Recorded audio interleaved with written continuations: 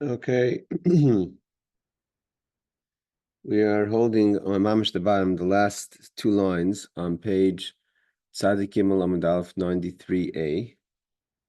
So let me just bring up the Gemorahs over here. Okay.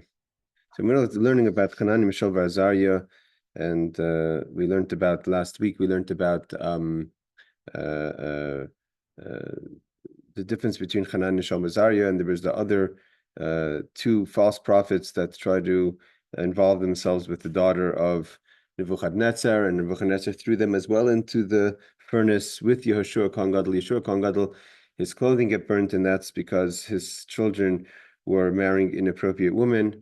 Whereas Hananiah, Mishael, Azariah, nothing, the smoke, nothing, they weren't touched and bothered by the fire in any what way.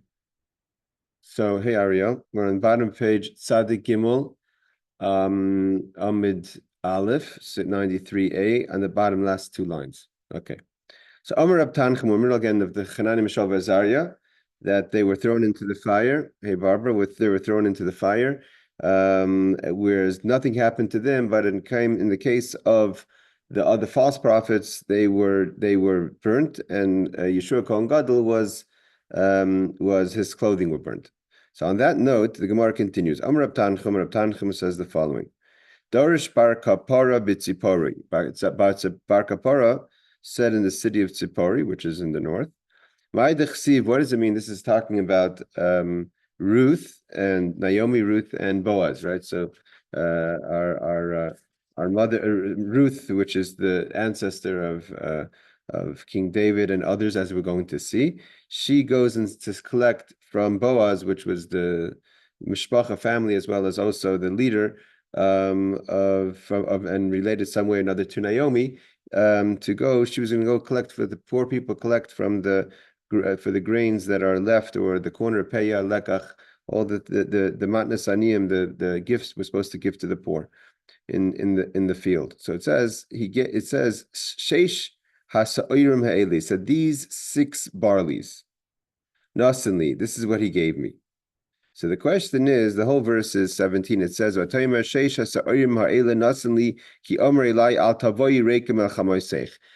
Boaz gives Ruth 6 barley and says, don't go empty-handed to your mother-in-law. Now the Gemara analyzes, what does it mean 6 barleys? So what are these 6 barleys?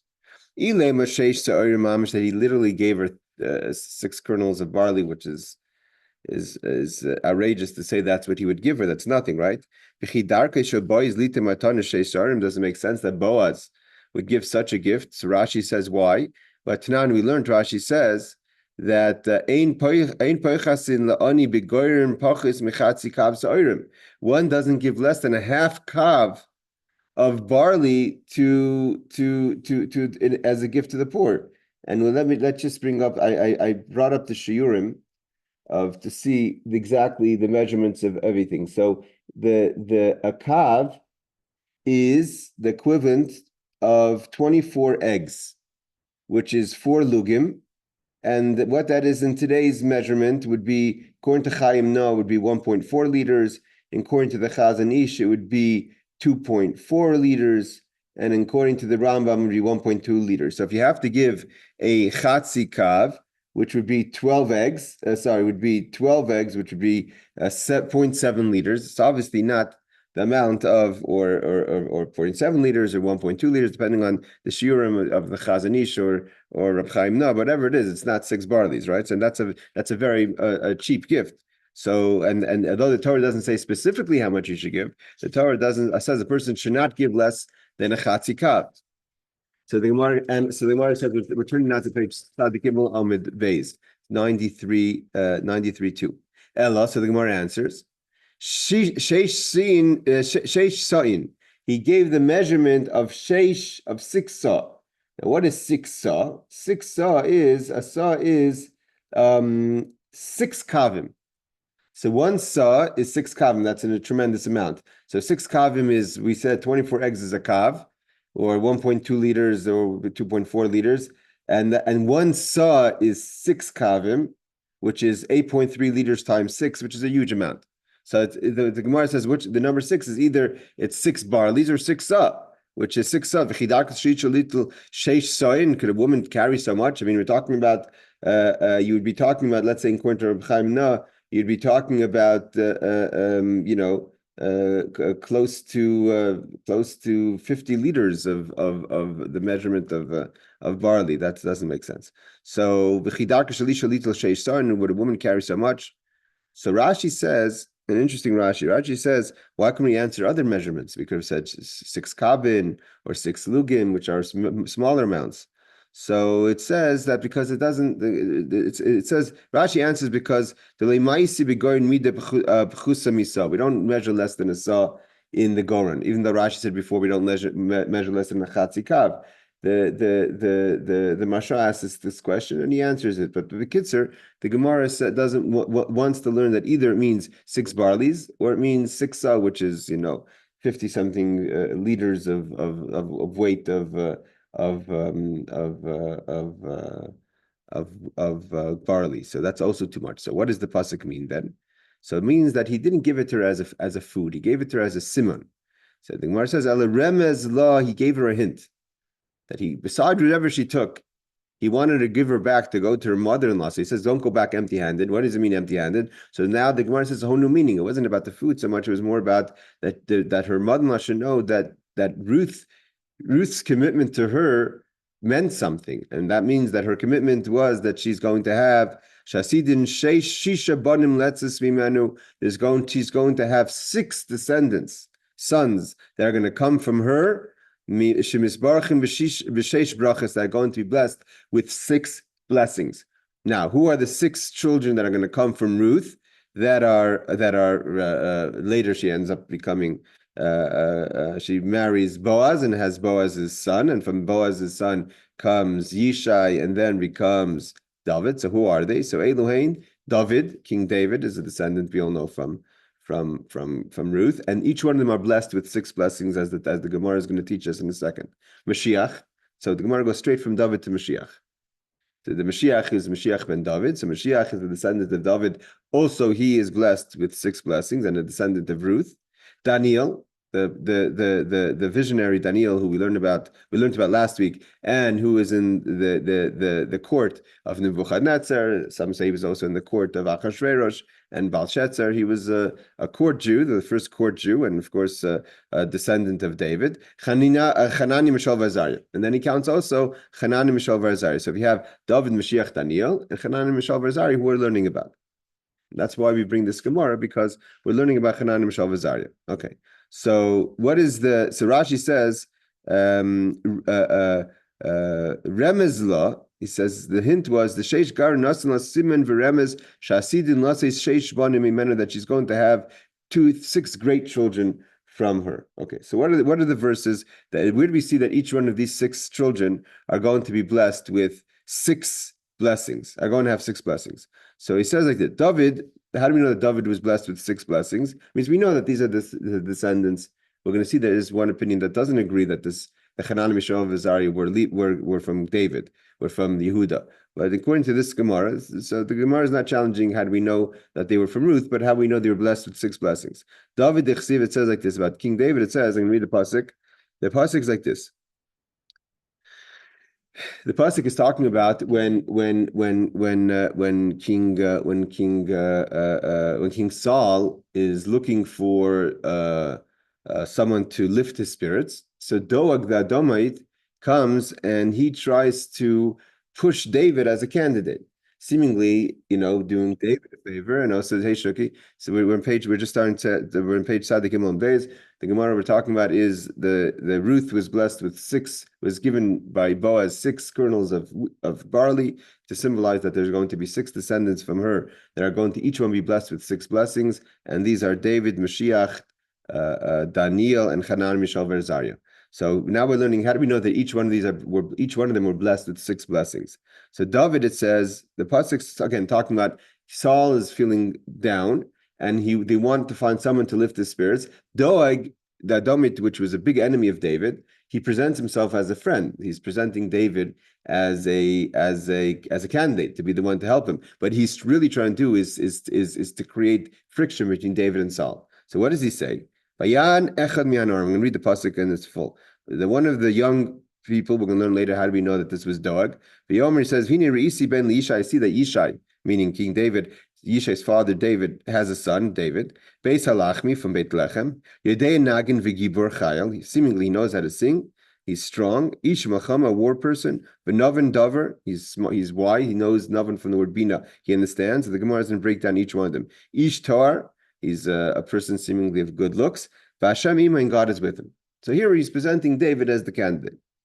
Now, from the Gemara says, we learned from the Mefarshim show that each one of these, the Gemara is going to say in a second that each one of these things were negative. But let's first see the understand the positive. He says, so the whole pasuk he says is, so we have here 6 things. What are the 6 things? Yedei Nagin is 1. He knows how to sing. Gibor Chayil is 2. He's strong. Ish Macham, a person of war, not the same thing as a strong person, is 3. And then Nav and Dover, wise, they're smart. Ish Toar, it's good looks. Hashem Imo, God is with him. So these are the 6 qualities that he's blessed with. So he says, like Rashi says, Hainu Sheish Brachas. These are the 6 blessings. So Omer Rav Yehuda says, Omer Rav in the name of Rav. Kol HaPasuk Hazeh Lo Yomer Doeg. Again, now we're realizing that who is this young person? It was Doeg. The Gemara is going to show us later how we know who is Doeg. Doeg later ends up becoming the person who kills the whole city of Nov, right? When David is hiding in Nov, we learned that he was that wicked person who killed the whole city of Kohanim. So Rabbi Yehuda Rav says, Kol HaPasuk Hazeh Lo Yomer Doeg El B'Lashon Hara. Everything he meant in a bad way, Lashon Hara, in an evil tongue. Yedei Nagin. So what did he mean by Yedei Nagin? That he knows how to sing. Not that he knows how to sing, but Yedei Lishol. He knows how to ask good questions in Torah. The interesting things what we're going to see from here is that 2 of David's greatest enemies from the lower ranks, let's say not King Saul, etc., was Doeg the Edomite and Achitophel. Both of them were giants in Torah. Doeg was we see that what was what he was looking to install the Jewish people on a different level those days. It wasn't like he didn't say he's richer than you. He didn't say he's stronger than you, even though seemingly that's what he said. When you see how the Gemara really translates, it's all about Torah. It's all about God. It means within Torah itself, he was installing jealousy and hate, because that's what mattered in those days. That was David had a beis medrash, had a beis medrash. Shaul had a beis medrash. The quality, what made a person in those days, in the days of the David, Shaul, and Solomon, wasn't how wealthy you were, or how the best job you had, but how you knew how to learn Torah. So each one of those things, he was trying to create jealousy in David's ability in Torah. So he says, like he says, Yedei Nagin, he knows how to sing. What does that mean? Yedei Lishol. He knows how to she knows how to ask questions. I've said Rashi before. Rashi says, Later we're going to see that when it says one of the young people, it meant that was Doeg. And Rashi also continues, El B'Lashon Hara. He didn't mean it as a positive. He was saying negative about David. He didn't just want, he wanted those days that the jealousy of Torah was so strong that he would kill him. So he wanted that Shaul would be jealous of David's ability in Torah, v'hargo, and kill him. So he says, what is the first thing he says? Yedei Lishol, he knows how to ask. Gibor, what does it mean he's strong? He knows how to answer an answer of a question. It means he's good. He's good in the beis medrash. Ish Melchama, what does it mean a person of battle? He knows how to argue in the arguments of Torah. So first is he knows how to ask. Second is he knows how to answer properly. Third is he knows how to pilpul in Torah. Ishtar Shemar Panim B'Halacha. What does it mean? Ishtar means that he shows. Rashi says Shemar Panim B'Halacha means Shmei Rayil Dvar. He doesn't just say a statement. If he says something, he brings proof, which is one of the bases of teaching. Is that just not to say something as an idea? But what's the backing to this idea?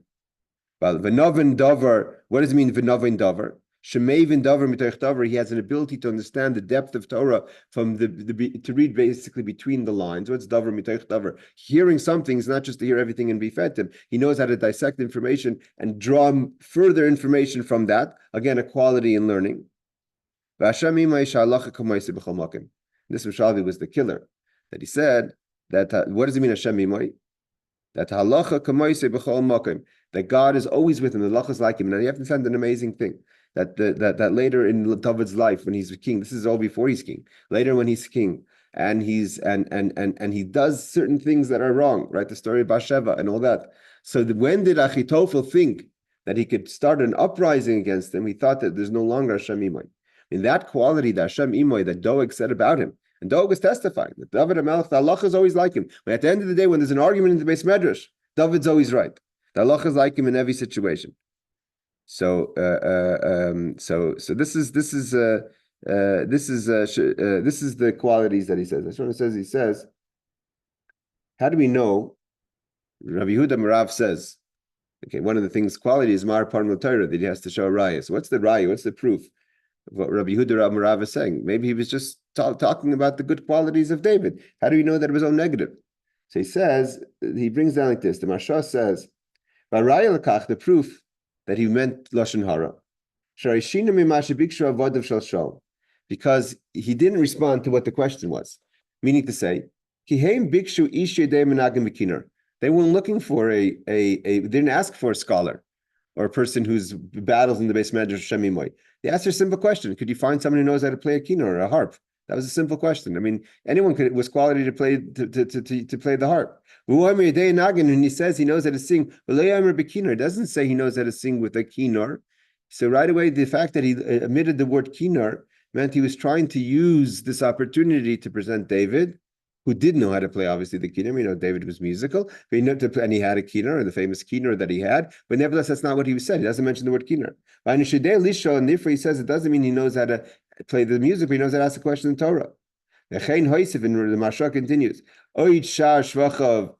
He adds other qualities of David. Also, they never asked him if he knows how to learn, or if he knows how to answer questions, if he understands davar mitoich davar, or if he brings raya, or especially if Hashem imoy in halacha. Why is that nechshav lashon hara? And why is that lashon hara? So he says like this, because it's brought down a famous Gemorah about Basra. Someone who overemphasizes someone else's qualities. Why are you doing that? Why are you telling the whole world about how great this next person is? Vali de rasa comes as a negative, because he brings the riff, other places that explain this, but basically that he was saying things that he was looking to install hate from Saul on King David. Just he says other things. What does it mean in day and nagid? She knows how to ask.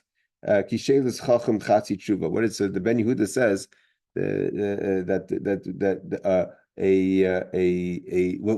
what does it mean? He knows how to ask something. What's the quality of knowing how to ask something? So the Ben Yehuda says that a question of a wise person is a half answer. It means a smart person. The question itself is knowledge. It says Giber Shidei Lahashiv, he knows how to answer. Shetzarach Ladas Eich Lahashiv. A person has to know how to answer a question. He says why. The Ben Yehuda says sometimes a person answers long, elaborated answers, and it confuses the listener. And you lose the sweetness of the answer. A person who knows an answer straight and direct, that's itself a quality, not to confuse people and actually give over people information. So answering a question also takes a talent. So he brings okay. So what did Saul answer to this kind of he was provoking him? So Amr he said to them, to Doeg and those who were listening, he says, he took it personally. He said, Yehonasan, my son, is just like him. He also has all these qualities. He knows how to learn, he knows how to ask, he knows how to answer. He brings proof to his questions. Once he said, but God is with him in every time, that the halach is like David. Not only did Yehonasan didn't have it, but even Shaul didn't have that quality. And he became jealous of David.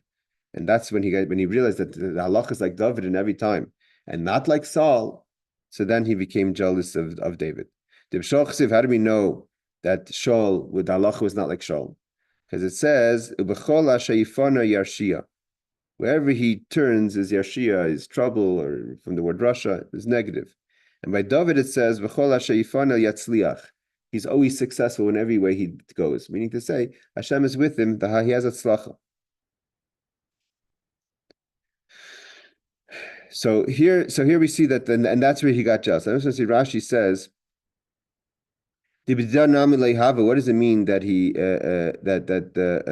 that Shaul didn't have the quality of the halacha? Like the halacha wasn't like him, the law wasn't like him. It means that at the end of the day, when after the end of the argument, when they wanted to say what is the ruling was not like Saul. Why didn't he have that quality?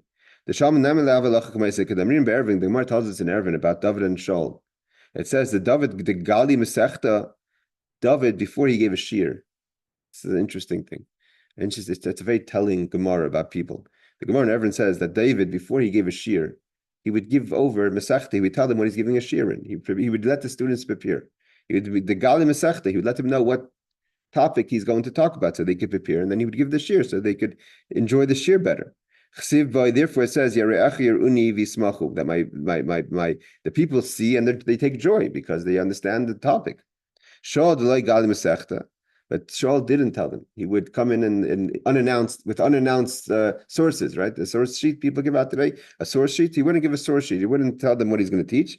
Therefore, it says, therefore everything he turned was negative because he wanted to have an advantage over people. He didn't want people to have that information. So therefore, the lacha was not like him.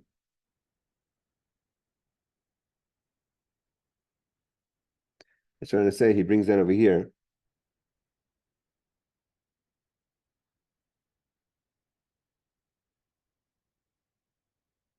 He says the proof that the halacha wasn't like Yehonasan, because David and Yehonasan would argue a lot. So if the halacha was always like David, obviously the halacha wasn't like Yehonasan. And he says,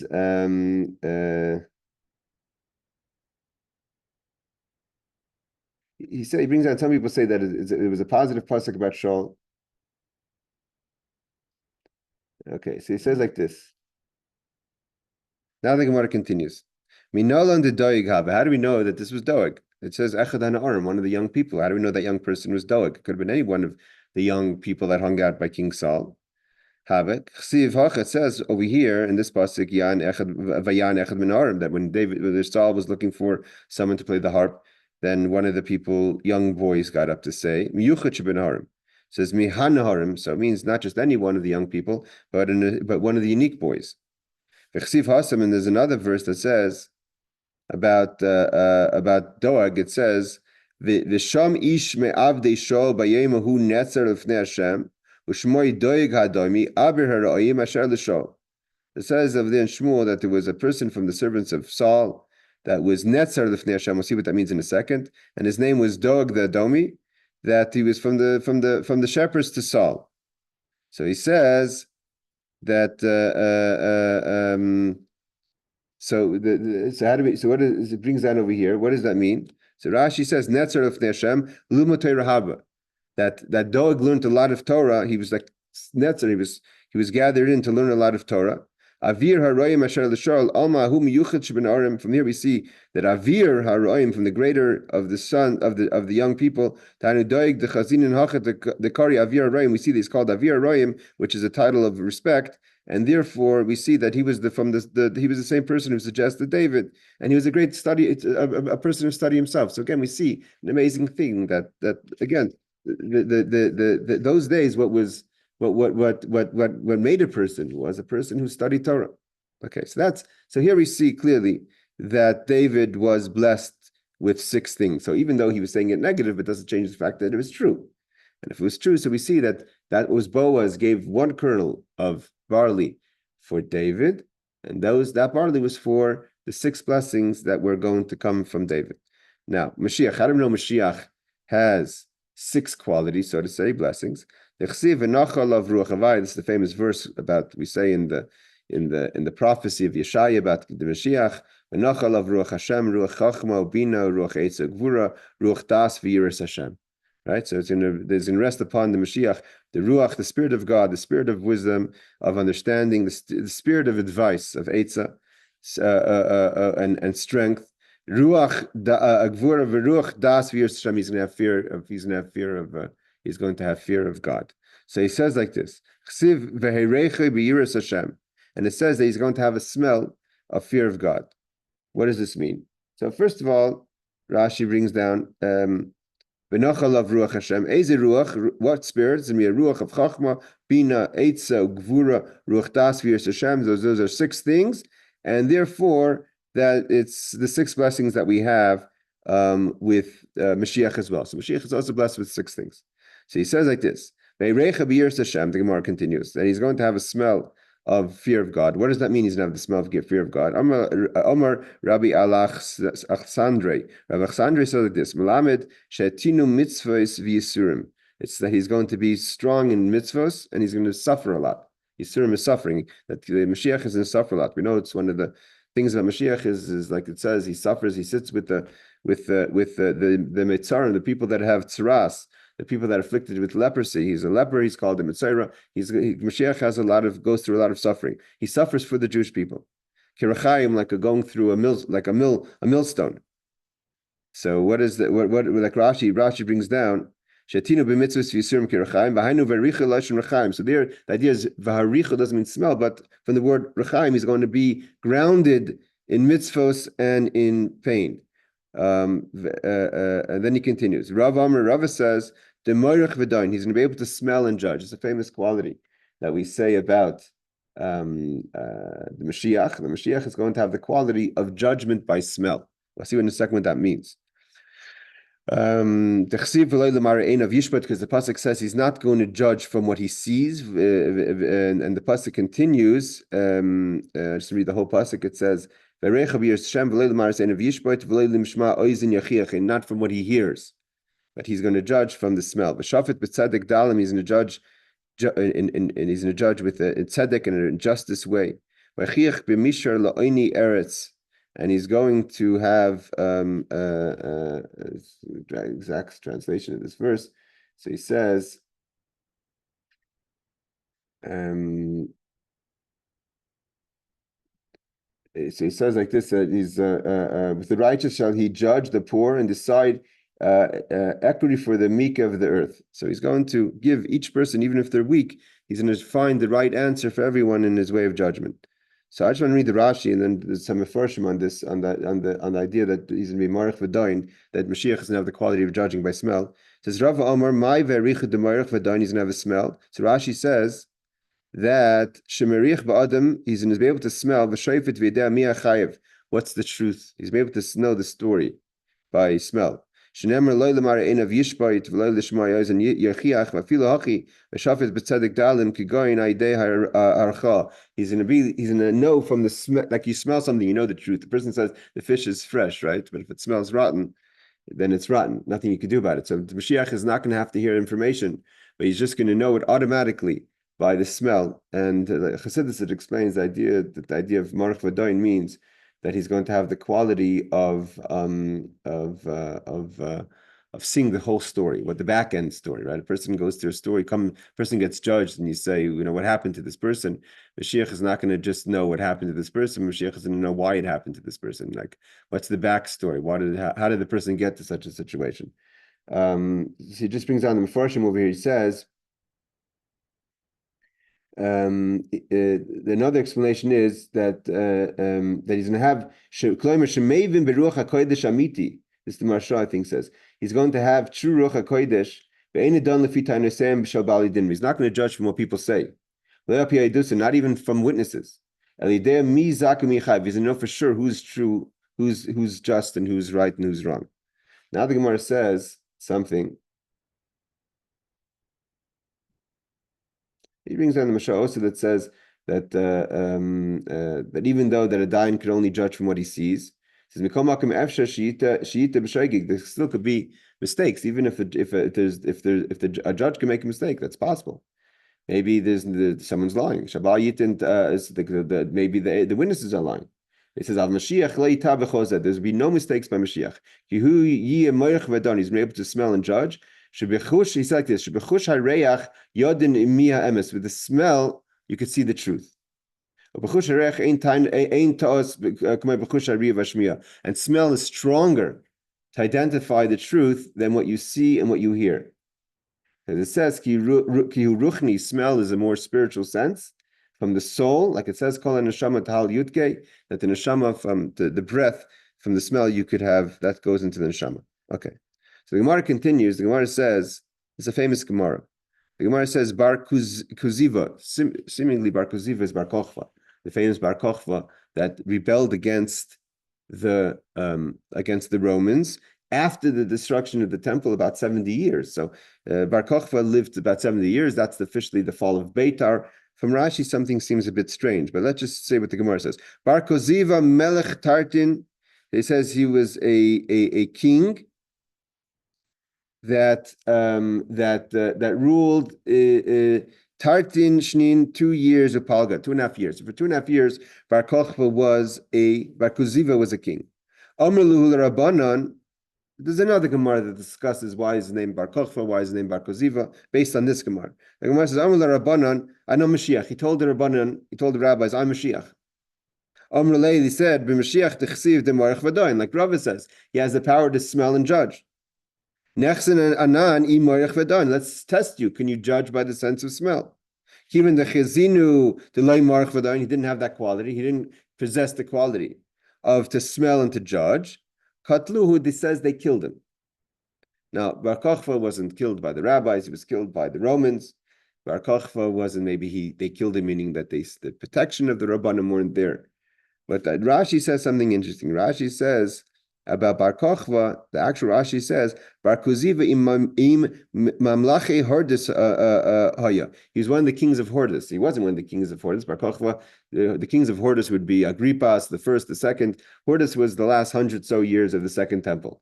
Bar Kochva, the story of Bar Kochva of Beitar is 70 years after the destruction, nothing to do with Hordis. So in the Rashi itself, there's a little ches, which is the Mesuras Hashas. And it says it's a printing mistake. It's supposed to be Achrei Malchi Hordis, that he wasn't one of the kings of Hordis, but he was after the kings of Hordis because it calls him a king. The last kings we know that the Jewish people had was the kings of Hordis. So the Rashi says he was after the kings of Hordis, but that was well after the destruction of the temple. So it says they killed him. I'm just going to say a few ideas about the killing him and the story about Kochva. It says over here. First of all, the Rambam doesn't agree with this. The Rambam doesn't agree that they killed him. The Rambam says that they never tested him. He says we find that Rabbi Kiva also thought that Bar Kochva was Mashiach. He said Derech Kolchem Yaakov, which is one of the verses we have about the Mashiach. So the Rabbi Kiva said that's Bar Kochva. And he brings down the Rambam writes in Laws of Malachim, chapter 11, law 3. It says. Rashi, the Rambam says they never asked Bar Kochva to show a miracle. Only when he was killed, then they knew he wasn't the Mashiach. And the Ravid says, "What do you mean?" The Gemara clearly says they did ask him, but we don't know that they killed him. But that's also something that's a little interesting. Of the Gemara doesn't show that Bar Kochva, again, it could mean that the protection of the Rabbanim weren't there. It's brought down that there's a story brought down the Medrash or the Gemara. I think it says in the story about Bar Kochva that Bar Kochva had an uncle that was always davening for Bar Kochva's success, even though Bar Kochva kind of did things that he shouldn't have been victorious. But this uncle or cousin was davening for him, and there was a spy from within the Romans that was in there, and he told the Romans basically that there's no way you're going to kill him until you get rid of this rabbi from davening. So this person set up this rabbi to make off as if that the rabbi himself was part of the spies and part of the team against Bar Kochva, and he presented some sort of scene that Bar Kochva got suspicious and he killed his cousin or his uncle, and once he killed him, so then the Romans were able to kill him. It says later a snake killed him at the end. Okay, let's just go a little further. Then Daniel, Hananiah, Mishael, Azariah. How do we know? Okay, so we know Mashiach, David, and Mashiach and David. What about the Daniel, Hananiah, Mishael, Azariah, that they had 6 blessings? It says about them, Asher ein bahem kol ma'us, v'toivei mar, they had nothing wrong with them, they were complete. V'toivei mar, they had good look, maskilim b'kol chachma, they were wise in all understandings, v'yedei das, and they had das, and mevinim madi, and they understood things. V'asher koyach bahem lamid b'hechel hamelech, v'lelamid sefer v'loshen kazdim. So they were able to stand in the king's palace. We'll learn what all that means. And to learn languages. So they had all these qualities, again, that Daniel, Hananiah, Mishael, Azariah, also descendants of Ruth, had 6 qualities like David Mashiach had. What does it mean they had no blemishes. Reb Chama bar Chanina, Reb Chama the Mechanina says, "Afilu krivda de ksulsa lo yihava behu." They didn't have even like scratches that were done from those days. A person would have applied to them blood suckings to heal, so that would cause a little bit of a scar. They didn't even have those scars, so they were mamish complete. What does it mean that they were able to get all the qualities are smart? So obviously they were smart. What does it mean that they're able to stand in the king's chambers? What would that mean? So Reb Chama bar Reb Chanina, so Reb Chana, the son of Chanina, said, they pained themselves to stand respectively in the king's presence. They didn't talk any idle talk or laughter in front of the king. They behaved properly. Uminashina, they didn't sleep, which is obviously not easy. Even if they needed to go to the restroom to relieve themselves, they held it in so they shouldn't present themselves as being casual and familiar in front of the king. Like it says, because of the malchus, and Nebuchadnezzar noticed that about them and saw that as a quality about their being. And it says also, Yehuda, and they were from the sons of Yehuda, meaning they were from the descendants of David. And he says, Amar Rabbi Elazar says, Kulu b'nei Yehuda. It means to say that all of them were descendants of Yehuda, meaning David. Okay. So he says, and he continues. He says, Rabbi Shmuel bar Nechemya Daniel b'nei Yehuda Hanan Mishael v'Azariah Mishar Shvatim. He doesn't agree. He says only Daniel was from Yehuda, but Hanan and Mishael v'Azariah were from the other tribes. Like it says, so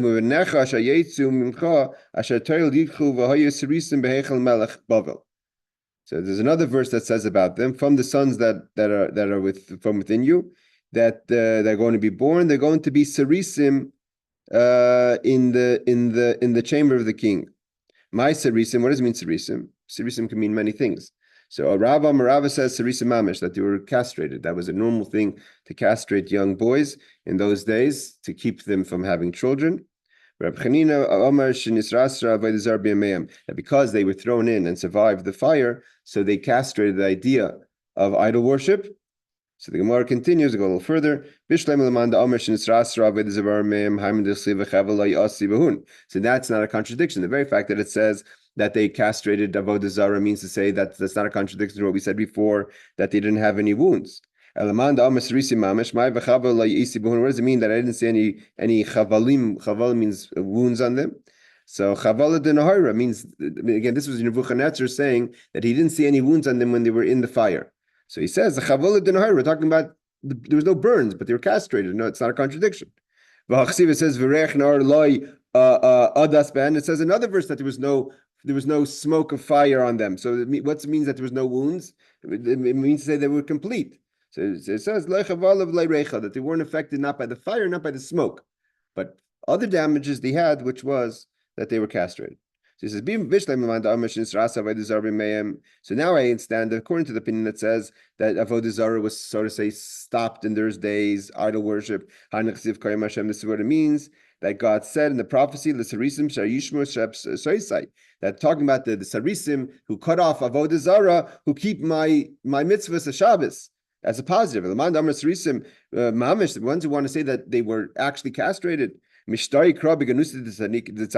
would God in the prophecy say something negative that they were castrated? That's not a nice thing.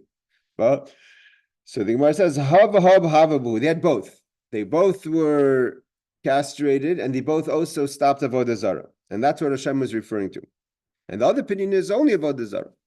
But so it says, if you're trying to say that you were mamish castrated, this is what this is what it means. There's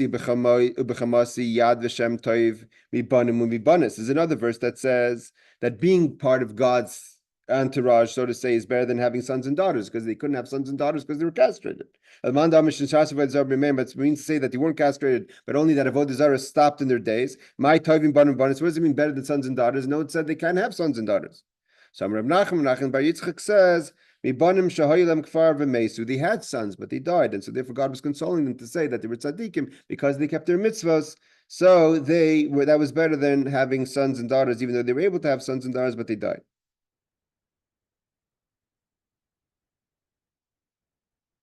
Okay, let's stop over here. Let's see if there's any Rashis we want to bring down. I mean, basically, just to go over, it says that just to put through the final verdict was that according to the opinion that says that only Daniel was from Yehuda, that opinion doesn't hold what we said before, that there were 6 descendants from Ruth.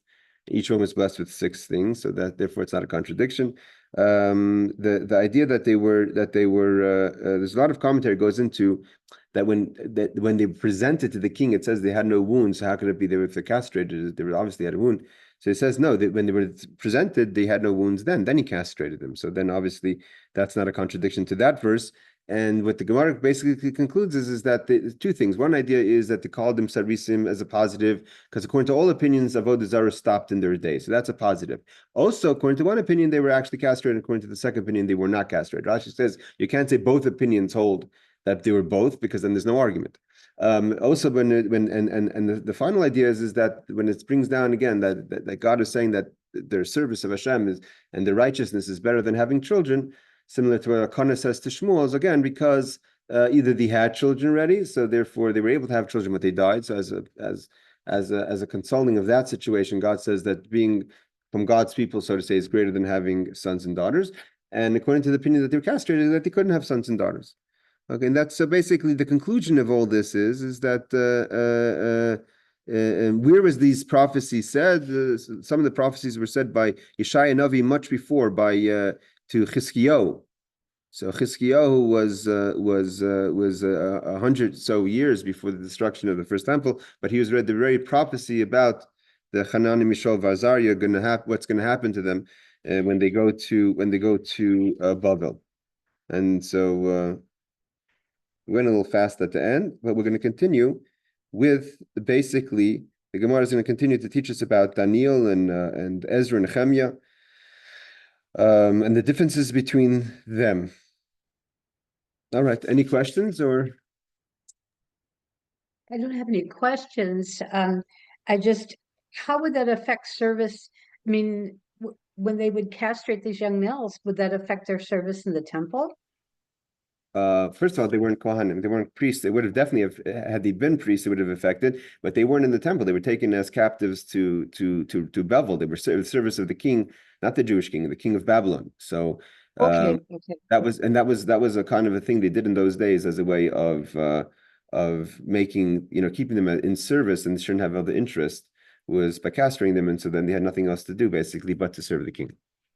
Okay. And I really liked finding out about the barley corn that Boaz gave to Ruth, because that's never made sense to me. Why, you just give 6 barley corns? That makes no sense. But when you explain it like this, it makes more sense. Okay. Thank you very much. Thank you, Rabbi. Take care.